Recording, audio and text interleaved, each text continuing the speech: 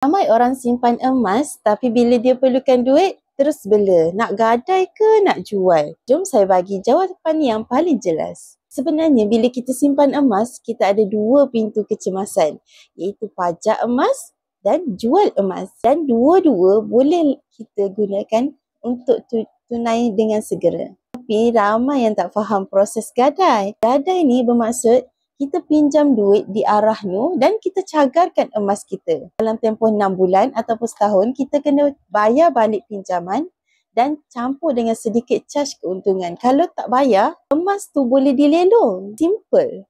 Tapi ramai ambil mudah. Kelebihan besar simpan emas, tak perlu pinjam bank, tak perlu pening dengan hutang personal loan. Terus dapat tunai bila kita terdesak. Emas ni ibarat cash flow lifeline. Tapi ingat, jangan gadai emas sebab nak rasa ada duit. Itu yang bahaya. Gadai tu bila ada tujuan yang jelas. Contohnya kita nak pusingan bondal bisnes, bayar stok, peluang yang boleh menghasilkan untung. Bila bisnes dah jalan, hapuslah semula emas tu dan simpan balik. Orang yang bijak bukan yang ada emas yang banyak, tapi yang tahu guna emas dengan betul. Nak saya bantu? Saya akan bantu sebaiknya.